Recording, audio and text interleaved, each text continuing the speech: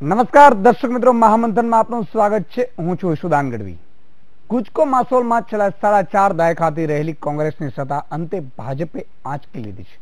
છેલ્લા 2 દાયકાથી ગુજરાતમાં ભાજપનું શાસન છે અને જે ક્ષેત્ર પર કોંગ્રેસની વર્ષોથી પકડ હતી તે સહકારી ક્ષેત્ર પણ ભાજપે લગભગ કોંગ્રેસ પાસેથી આંચકી લીધું છે. ડેરી હોય, ઉદ્યોગ હોય, ખેતી કે અને કોઈ પણ સહકારી ક્ષેત્ર હવે લગભગ તમામ જગ્યાએ ભાજપનો દબદબો છે. ધારણાઓ મુજબ સહકારી ક્ષેત્ર જો તમારી પકડમાં હોય તો સ્વાભાવિક છે કે વોટ બેંક મજબૂત બને અને છેલ્લા 2 દાયકાથી ગુજરાતમાં ભાજપનો ગઢ જળવાઈ રહ્યો તેમાં સહકારી ક્ષેત્રના ફાળાને પણ અવગણી ન શકાય. અત્યારે કોંગ્રેસ પાસે અમૂલ ડેરી હાથમાં છે, પરંતુ તે પણ ક્યાં સુધી તે એક સવાલ છે. આ જ તમામ વિષય પર છે અમારી વિશેષ રજૂઆત સહકાર ભાજપને મહામંથનમાં મારી સાથે.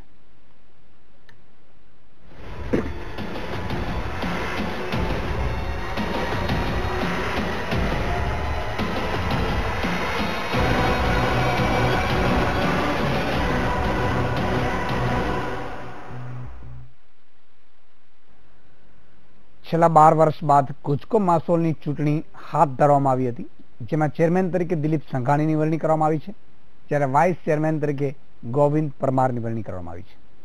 ઉલ્લેખનીય છે કે કૂચકો માસોલનું દર વર્ષનું ટર્નઓવર 700 કરોડ રૂપિયાથી પણ વધુ છે. સુપ્રીમ કોર્ટના સ્ટેના કારણે આ ચૂંટણી યોજવામાં આવી ન હતી.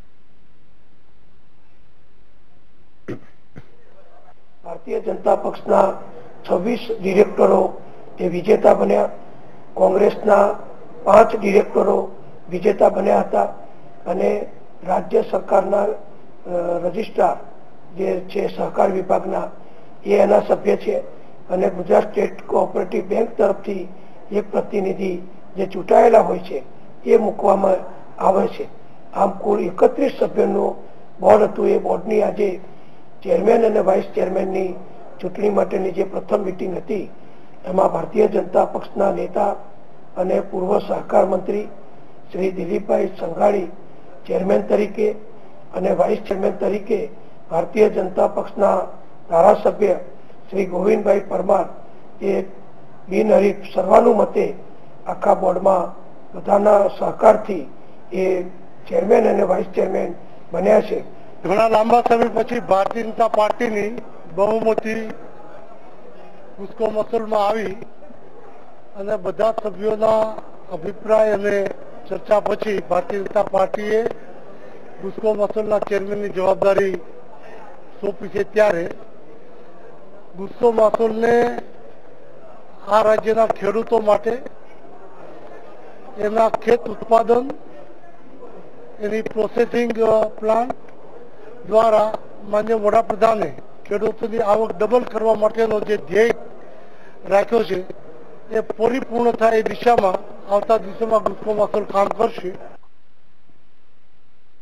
તો દર્શક મિત્રો, સહકાર ભાજપને આ મુદ્દા ઉપર આપણે મહામંથનમાં ચર્ચા કરવાના છીએ.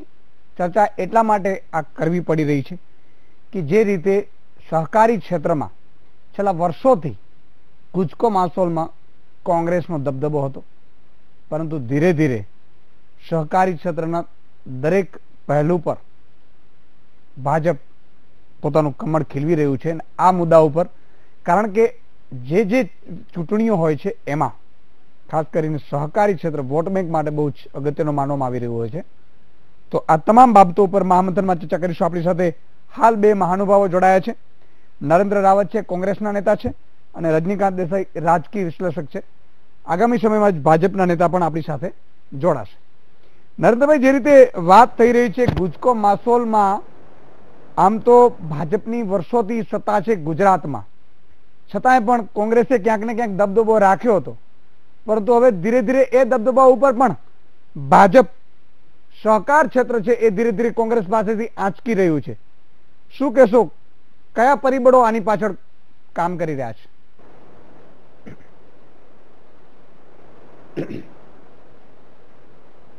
એક વાત ચોક્કસથી કહું કે ગુજરાત રાજ્યની અંદર સહકારી ક્ષેત્ર દ્વારા જે વિકાસ થઈ રહ્યો છે એમાં ખૂબ મહત્વનો ફાળો છે. તમામ ક્ષેત્રે, એટલે કે નાના લેવલથી દૂધની મંડળીઓ હોય કે સહકારી ખાતરની કે એપીએમસી માર્કેટ હોય, આ તમામ સહકારી ક્ષેત્રનું ગુજરાતના વિકાસમાં અને ગુજરાતના રાજકારણમાં એનું ખૂબ મોટું મહત્વ જરૂરી છે. કારણ કે અત્યાર સુધીમાં જે પ્રકારે ગુજરાતમાં ખેતી છે કે બીજા ક્ષેત્રો છે એમાં સહકારી ક્ષેત્રના ખૂબ જ મહત્વના કારણે અને એનો ખૂબ મોટો રોલ છે, જેથી સૌપ્રથમ એ વાત છે કે સહકારી ક્ષેત્ર જે ગુજરાતમાં કોંગ્રેસ સરકારો દ્વારા કે કોંગ્રેસે જે પ્રકારે ડેવલપમેન્ટ કરીને અત્યાર સુધીમાં આ સંસ્થાઓ જાળવી રાખી છે અને આ સંસ્થાઓમાં વર્ષો પછી ભારતીય જનતા પાર્ટીએ પ્રવેશ મેળવ્યો છે અને એમાં ચૂંટાયેલા લોકોને અમે ખૂબ ખૂબ અભિનંદન આપીએ છીએ. પરંતુ એક વાત ચોક્કસ છે કે આટલા વર્ષો પછી કેમ? કારણ કે ભારતીય જનતા પાર્ટીનું ગ્રાસરૂટ લેવલથી લઈને સહકારી ક્ષેત્રમાં કોઈ અસ્તિત્વ નહોતું, પરંતુ આપને એવું જણાવવા માંગુ છું કે તમામ ક્ષેત્રોમાં ભારતીય જનતા પાર્ટીએ પ્રવેશ મેળવ્યો છે. કારણ કે અત્યારે સહકારી ક્ષેત્રમાં દરેક જગ્યાએ સરકારી જે નોમિનીઝની નિમણૂક કરવામાં આવે છે એમાં પણ ખૂબ મોટા પાયે મતદાન ભારતીય જનતા પાર્ટીની ફેવરમાં અમુક જગ્યાએ થતું હોય છે. આના લીધે સહકારી ક્ષેત્રમાં ધીરે ધીરે પગ પેસારો થયો. હવે હું તમને થોડાક દાખલા પણ આપવા, નેગેટિવ વાત કરવા નથી માંગતો, પરંતુ અમુક જગ્યાએ મંડળીઓની રચના ભારતીય જનતા પાર્ટીઓએ કરીને એમાં પાછા એમાં સામેલ થઈ અને સરકારના ઇન્ટરફિયરન્સ દ્વારા અમુક સંસ્થાઓ પર વહીવટદારી નિમી અને ધીરે ધીરે ભાજપનું વર્ચસ્વ કરી અત્યારે એ સ્થાને ભાજપના નેતાઓ પણ ઘણી જગ્યાએ બેઠા છે. પરંતુ એ વાત ચોક્કસથી કહીશ કે કોંગ્રેસ પક્ષે સહકારી ક્ષેત્રને જે રીતે મજબૂતાઈ આપી અને ગુજરાતના વિકાસમાં જે ફાળો છે, જે રીતે ગુજકમાસોની હમણાં જે ચર્ચા માટે આપણે ભેગા થયા છીએ એમાં વર્ષો પછી એટલે લગભગ 4 દાયકા પછી ભારતીય જનતા પાર્ટીના સંઘાણી સાહેબની અત્યારે ચેરમેન તરીકે નિયુક્તિ થઈ અને પરમાર સાહેબની ગોવિંદભાઈ પરમારની વાઇસ ચેરમેન તરીકે થઈ. પણ એક વાત ચોક્કસ છે કે આમાં કોંગ્રેસનો કોઈ ડાયરેક્ટ પરાજય કે એ રીતે માનવાની કોઈ ગણવાની જરૂર નથી. કોંગ્રેસ પક્ષનું અસ્તિત્વ અને કોંગ્રેસ પક્ષનું જે પ્રકારે ગ્રાસરૂટ લેવલથી ઉપરના લેવલે તમામ સહકારી મંડળીઓમાં વર્ષોથી કામ કરી રહી છે અને એમાં ખૂબ મોટા પ્રમાણમાં સભ્યો છે. પરંતુ હવે રાજકીય પરિવર્તનો થયા પછી 22 વર્ષ પછી ભારતીય જનતા પાર્ટી પણ આમાં પગ પેસારો કરી અને અત્યારે એ ગૌરવ લઈ રહ્યા હોય કે ભારતીય જનતા પાર્ટીએ ફરીથી ગુજકોઈ માસોલમાં ફરીથી જમાવટ કરી, તો એ શક્ય છે કારણ કે એમાં સત્તા એમની છે. સ્વાભાવિક રીતે આટલા વર્ષોથી સહકારી ક્ષેત્રમાં એમની એન્ટ્રી સહકારી ક્ષેત્રમાં એન્ટ્રી નહોતી, પરંતુ સહકારી ક્ષેત્રમાં પાછી એન્ટ્રી થઈ છે પણ આપી શક્યા હોય. અને બિલકુલ બિલકુલ રજનીકાંતભાઈ, જે રીતે નરેન્દ્રભાઈ કહી રહ્યા છે કે વર્ષો બાદ એટલે કે ઓલમોસ્ટ 4 દાયકા એટલે 40 વર્ષ પછી ગુજકો માસોલ જેવી સંસ્થાઓ પર ભાજપે કબજો જમાવ્યો છે.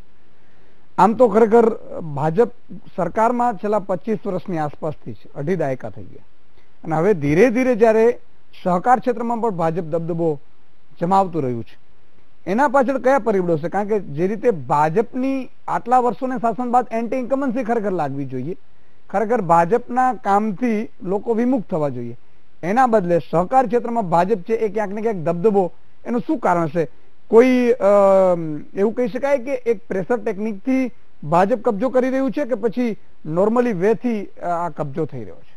ગુજરાતમાં સહકારી ક્ષેત્રમાં કોંગ્રેસે બહુ મહત્વનું યોગદાન આપેલું છે અને શરૂઆતના વર્ષોમાં તમે જુઓ કે અમૂલ ડેરી, તો ત્રિભુવનદાસ પટેલ વગેરે તે સમગ્ર ગુજરાતમાં જિલ્લે જિલ્લે એવા સારા કાર્યકર્તાઓ હતા અને ખાસ કરીને જૂની સંસ્થા કોંગ્રેસ જે રીતે ઓળખાતી હતી, જેને સિન્ડિકેટ એના જે કાર્યકર્તાઓ એની પકડ પણ ઘણી સારી હતી અને એની સીધી અસર ચૂંટણીઓમાં પણ થતી હતી.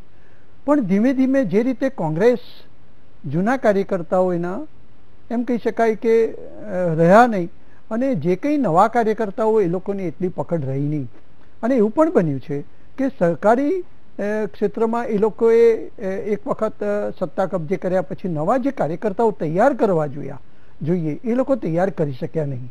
આજથી 3-4 વર્ષ પહેલાં પણ એવું બનેલું કે ગુજરાત સ્ટેટ કોઓપરેટિવ બેંકના ચેરમેનની ચૂંટણી હતી અને એ ચેરમેનની ચૂંટણી વખતે 2 મિત્રો બહાર બેઠેલા, એક કોંગ્રેસના અને ભાજપના આગેવાનો, અને અંદર ચૂંટણી ચાલુ હતી એ રૂમમાં. તો કોંગ્રેસની પાસે ત્યારે 12 સભ્યો હતા અને ભાજપની પાસે 8 સભ્યો હતા.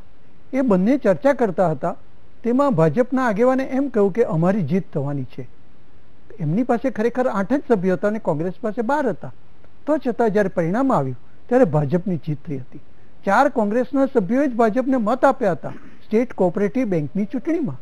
એટલે ધીમે ધીમે જે રીતે ગુજરાતમાં રાજકારણમાં જે પરિસ્થિતિ પેદા થતી જાય છે ને અત્યારના સંજોગોમાં 22 વર્ષ પછી પણ એમ કહી શકાય કે ભાજપની સાથે તમે કહ્યું તેમ કે અસંતોષ ઊભો થયો છે, પણ સહકારી ક્ષેત્રમાં જે રીતે કાવા દાવા કરીને પણ જે રીતે સત્તા પ્રાપ્ત કરવામાં આવી રહી છે અને એનું આ પરિણામ હું જોઈ રહ્યો છું અને ધીમે ધીમે ઝડપથી ભાજપે એમાં પક્ષ પેસારો કર્યો છે અને ભાજપ બી જાણે છે કે ભૂતકાળમાં જે રીતે કોંગ્રેસ દાખલ થઈ હતી એ રીતે અમારે પણ દાખલ થવું જોઈએ અને એ મતબેંક ઉપર બહુ મોટી અસર ઊભી કરે છે.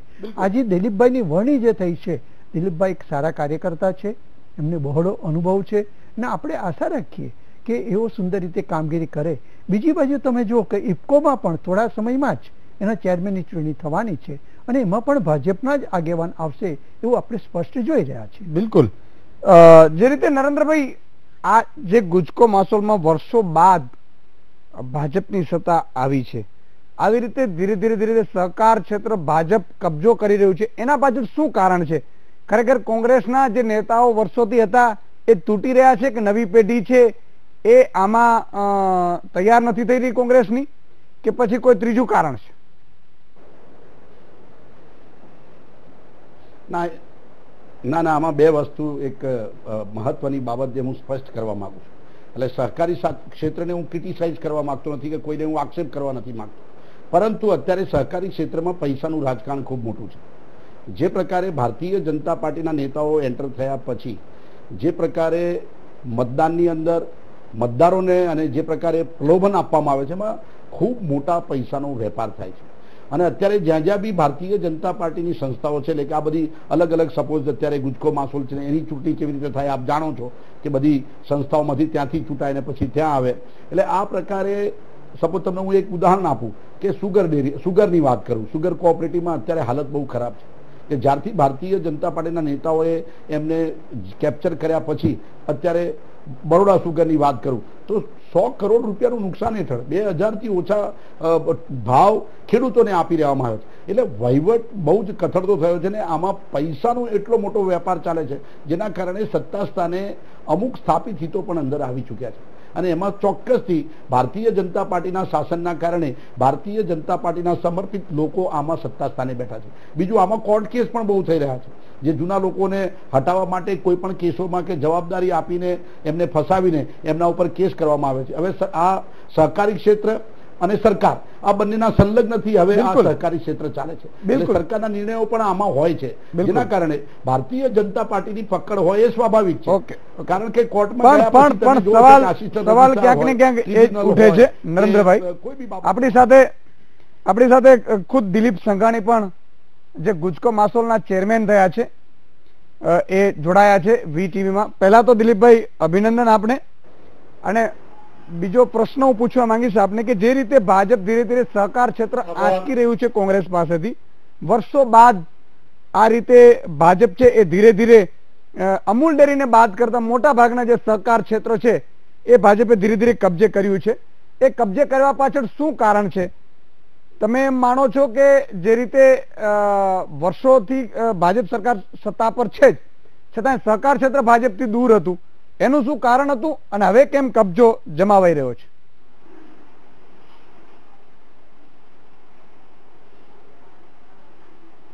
મને લાગે છે કે આ અપપ્રચાર છે.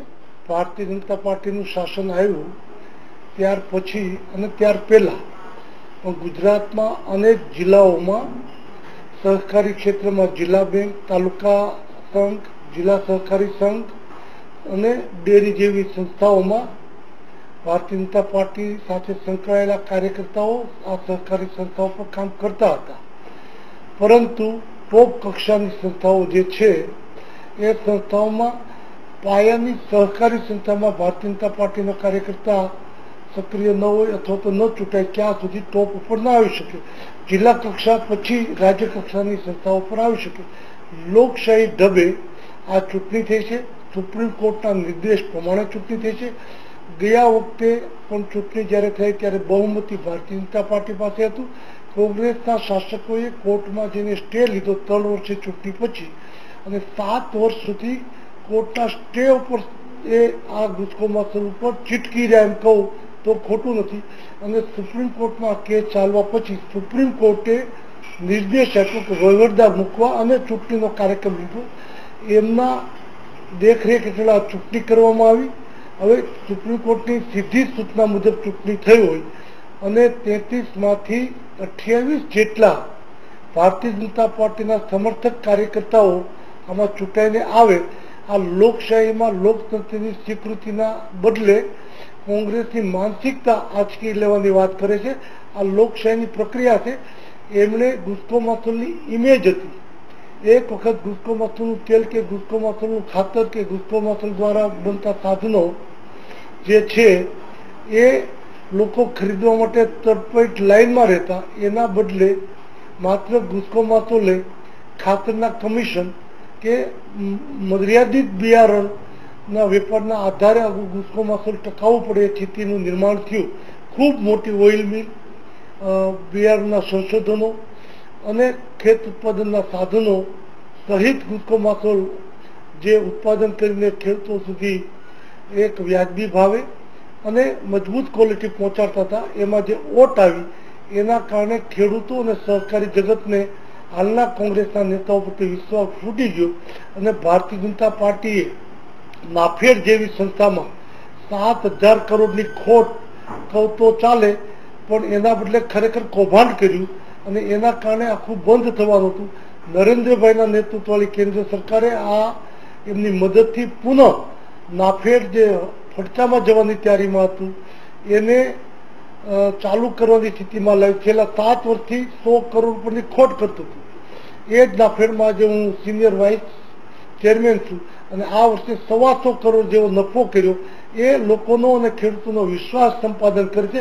રચનાત્મક ને પોઝિટિવ રીતે ભારતીય જનતા પાર્ટી તરફ ખેડૂતો અને સહકારી જગતના કાર્યકર્તાઓ વળ્યા છે. એના કારણે પણ આજે ગુસ્કો માસોલ ભારતીય જનતા પાર્ટીની તરફદારીમાં. બિલકુલ નરેન્દ્રભાઈ એ જોવું જોઈએ કે ગુસ્કો માસોલની આબરૂ ક્યાં હતી અને આજે ક્યાં તળિયે બેસાડી છે. આજે અમને પૂર્ણ વિશ્વાસ છે પહેલે જ દિવસથી કે આવતા દિવસોમાં ગુસ્કો માસોલ ખૂબ ઝડપથી ખેડૂતોનો વિશ્વાસ પ્રાપ્ત કરીને એની સુવિધાઓ ખેડૂતોને મળી. બહુ સારી વાત તમે કહી. પણ આ મામલે આપણે નરેન્દ્રભાઈ હું તમારી પાસે આવીશ પણ નાનકડા સમય વિરામનો સમય રહ્યો છે. દર્શક મિત્રો, સહકાર ભાજપના આ મામલે ઉપર આપણે ચર્ચા કરી રહ્યા છીએ. ત્રણેય મહાનુભાવો આપણી સાથે જોડાયેલા છે. દિલીપભાઈ પણ છે, નરેન્દ્રભાઈ પણ, રજનીકાંતભાઈ છે. નાનકડા વિરામ બાદ આવશો અને ફરીથી જે રીતે આક્ષેપ કરે છે દિલીપભાઈએ એનો જવાબ પણ લેશો અને દિલીપભાઈની આગામી જે કામગીરી છે એ અંગે પણ જાણશું નાનકડા વિરામ બાદ. દર્શક મિત્રો, મહામંથનમાં આપનું સ્વાગત છે. આપણે ચર્ચા કરી રહ્યા છીએ સહકાર ભાજપને ત્રણેય મહાનુભાવો સાથે જોડાયેલા છે.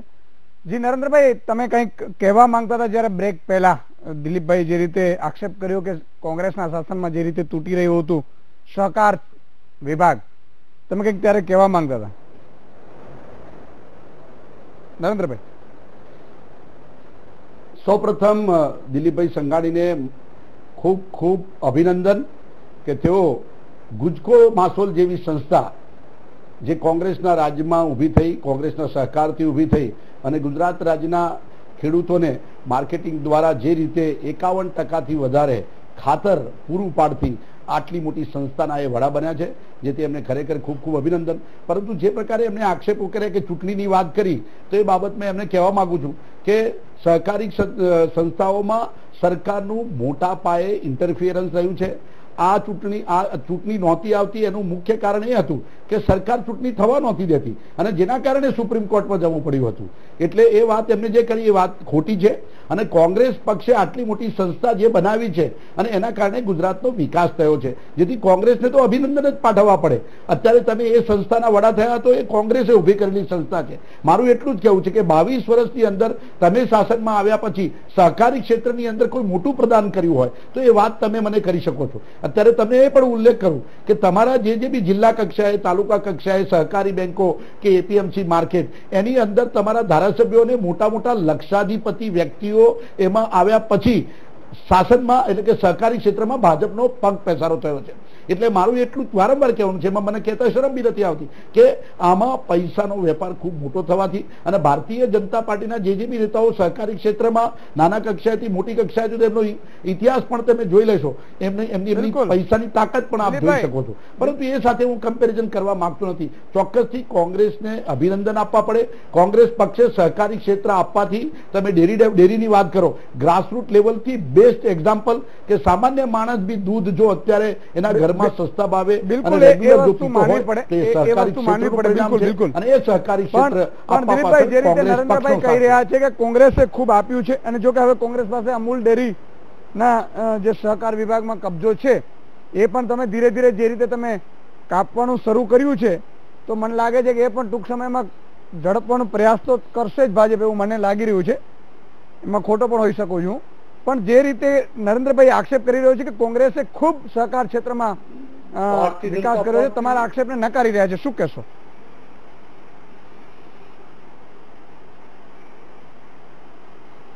ભારતીય જનતા પાર્ટીની સ્થાપના 1980માં થઈ. આઝાદી પછી તરત મહાત્મા ગાંધી, સરદાર પટેલે જે માર્ગદર્શન આપ્યું એના આધારે અમૂલ અને બાકીની સંસ્થાઓ જે ઊભી થઈ, તો નાફેડ પણ ત્યારે ઊભી થઈ હતી, પણ કોંગ્રેસના સમયમાં 7,000 કરોડ રૂપિયાનું કૌભાંડ કર્યું અને નાફેડ કોંગ્રેસના સમયમાં ખર્ચામાં લઈ જવા માટેની ફાઇલ ચાલી. પ્રશ્ન, કારણ કે સમયનો અભાવ છે, હું પ્રશ્ન એ પૂછવા માંગીશ કે હવે જે રીતે આગામી જે ગુજકો માસોલમાં કઈ રીતની આપણી રણનીતિ છે? અત્યારે ટર્નઓવર આઈ થિંક 700-800 કરોડનો છે, શું કરશો હવે, અને ગુજરાતના ખેડૂતોને શું ફાયદો થશે વધારે?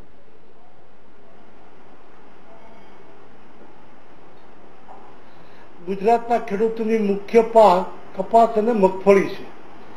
ત્યારે માનનીય વડાપ્રધાન નરેન્દ્રભાઈ મોદીએ ખેડૂતોની ડબલ આવક કરવાની વાત કરી છે, તો પ્રોસેસિંગ બાદ મૂલ્યવર્ધક પ્લાન્ટ બનાવીને ખેડૂતોની આવક વધી શકે. એટલા માટે આજે જ હું અહીંયા જ્યારે પહોંચ્યો તે પહેલા ગુજકો મહોત્સવના તમામ અધિકારીઓની સાથે મિટિંગ કરીને મેં પહેલે જ દિવસે સૂચના આપી છે કે કોટન ટુ ક્લોથ, જેમ અમૂલમાં દૂધ પશુપાલક ભરે અને એની ચીજ, માખણ, કુલ્ફી, ચોકલેટ બનાવીને દેશ દુનિયામાં વેચાય, એનો નફો પશુપાલક સુધી છેલ્લે પહોંચે છે. અને આજે 10 દિવસે એને પગાર તો મળે, પણ વર્ષના અંતે 5 લાખ 10 લાખ રૂપિયા જેવું આખું વર્ષ દૂધ ભર્યું એના મળે છે. એવી રીતે કપાસ ખેડૂત આપી જાય, એમાંથી તમામ જીનિંગ, પ્રોસેસિંગથી માંડીને ટ્વિસ્ટિંગથી માંડીને કાપડ બને ત્યાં સુધીની યોજના બનાવીને કાપડ વેચાય. કપાસ નાખી જાય ત્યારે ચાલુ બજાર કિંમતે એને ભાવ મળશે, પણ કાપડ બનાવીને વેચ્યા પછી એને જે નફો મળે, વર્ષના અંતે ખેડૂતોને કપાસ જેટલો નાખ્યો એના પ્રમાણમાં સપ્રમાણમાં એ નફાના ભાગીદાર બને. એમ ગુજરાતનો ખેડૂત આવક બમણી કરે. અને ગુજકો માસોલ આ રીતે ખેડૂતોની સેવા કરવા માટેનો પહેલો પ્રોજેક્ટ પહેલા જ દિવસે. એમ માનો છો તમે? આપને હું વચ્ચે રોકીને એક પ્રશ્ન પૂછવા માંગુ છું, બહુ અગત્યનો પ્રશ્ન છે. જ્યારે તમે ગુજકો માસોલના ચેરમેન બન્યા હોય તો મારો પ્રશ્ન છે આપને. પહેલા દિવસે અમે આજે પહેલા દિવસે બની ગયો છું, અને આજે પહેલા દિવસે સરકાર અને સહકારી સંસ્થાનું સંકલન, એટલે મુખ્યમંત્રી માન્ય વિજયભાઈ, બોલો નરેન્દ્રભાઈ, નાયબ મુખ્યમંત્રી નીતિનભાઈ, મહેસૂલ મંત્રી ભૂપેન્દ્રસિંહજી, શંકરભાઈ વગેરે મળીને તમે જયારે ગુજકો માસોલ જેવી મહત્વની સહકારી સંસ્થાના વડા થયા છો, તો જે પ્રકારે ખાતર ઉપર સરકારે જે જીએસટી મૂક્યો છે એ બાબતે તમે શું કહેશો? કારણ કે ગુજરાત સરકાર, નરેન્દ્ર મોદીની સરકાર જે પ્રકારે ખેડૂત વિરોધી થઈ રહી છે, પોષણક્ષમ ભાવો આપી શકતા નથી, ખેડૂતો માટે જે દવાઓ, ખાતરો, એના ઉપર જે જીએસટી નાખ્યો છે એ ખરેખર બહુ ગંભીર બાબત છે. આપ ગુજકો માસોલના ચેરમેન તરીકે આ બાબતે શું કરશો અને ગુજરાતની પ્રજાને શું ન્યાય અપાવશો, એ વાત હું આપને કહેવા માંગુ છું. કારણ કે ભારતીય જનતા પાર્ટીના ઓકે નરેન્દ્રભાઈ, ઓકે દિલીપભાઈ જવાબ આપશો.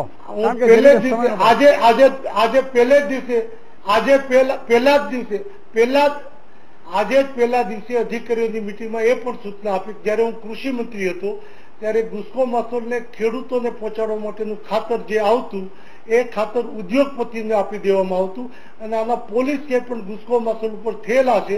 હવે આજે સૂચના આપી, એક પણ થેલી ખેડૂતોના હકની ઉદ્યોગપતિને પાસે ન જાય, અને ગુજકો માસોલ જે ખેડૂતોનો હક છે એ ખેડૂતો સુધી પહોંચે. કોંગ્રેસના સમયમાં ગુજકો માસોલમાં ખેડૂતોને જીએસટી મામલે શું કહેશો? કોંગ્રેસનો 22 વર્ષથી દિલીપભાઈ તમારું શાસન છે. તમે જે વાત કરો છો કે ઉદ્યોગપતિઓ પાસે જાય છે, તો એના માટે જવાબદાર કોણ? ભારતીય જનતા પાર્ટીની સરકાર. તમે સહકારી ક્ષેત્રના આગેવાન બન્યા પછી નિષ્પક્ષ રીતે ફક્ત ભારતીય જનતા પાર્ટીની વાત ન કરો. મેં તમને બહુ મહત્વની વાત કરી છે કે તમે જીએસટી ની બાબતમાં શું કરશો? ખેડૂતોને પહોંચાડવાના બદલે ઉદ્યોગપતિઓને જીએસટી તમે આપ્યું છે 22 વર્ષના શાસનમાં કોંગ્રેસે ઘૂસખોરનો વિષય નથી.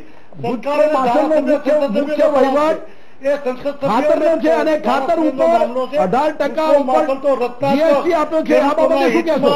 રચનાત્મક પ્રવૃત્તિ કરવી. આ ગુસ્કો માસોલ નું કામ, ગુસ્કો માસોલ સારું કામ કરે છે પણ સરકાર સારું કામ કરતી નથી. ખેડૂત વિરોધી છે અને આટલી મહત્વની સંસ્થાઓ તમે તમામ દવાઓ ઉપર એટલે જંતુનાશક દવાઓ આના ઉપર ટેક્સની વાત છે. એ ખેડૂતો પર અત્યાચાર છે. ગુસ્કો માસોલ નો વિષય જ નથી. ગુસ્કો માસોલ તો ખેડૂતોનો વિષય છે.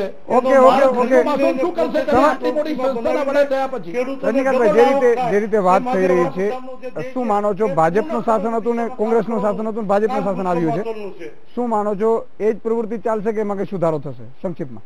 સૌપ્રથમ તો દિલીપભાઈને ગુજકો માસોલના ચેરમેન થવા બદલ અભિનંદન આપું છે. મારા મિત્ર છે જૂના. એમણે એક સુંદર વાત કરી કે અમૂલનો જે રીતે વહીવટ કરવામાં આવે છે એ રીતે ગુજકો માસોલનો વહીવટ કરવાની અમે વિચારીશું.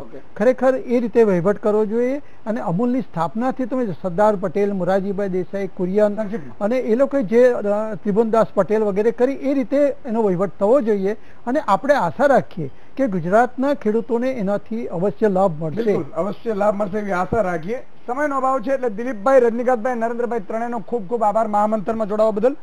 જે રીતે દર્શક મિત્રો સવાલ છે સહકાર ભાજપને, જે રીતે ભાજપ સહકાર વિભાગમાં પણ ધીરે ધીરે પગપેસરું કરતું રહ્યું છે, પણ સવાલ એ છે કે જે રીતે કોંગ્રેસ કામગીરી કરી રહ્યું હતું એનાથી સારી કરે છે ભાજપ કે નહીં એ આગામી સમય જ બતાવશે. પરંતુ ખરેખર ભાજપ 4 દાયકા બાદ ગુજકો માસોલ ઉપર કબજો જમાવ્યો છે. આજે બસ આટલું જ. ફરીથી આવતીકાલે નવા વિષય, નવા મહેમાનો સાથે મળીશું.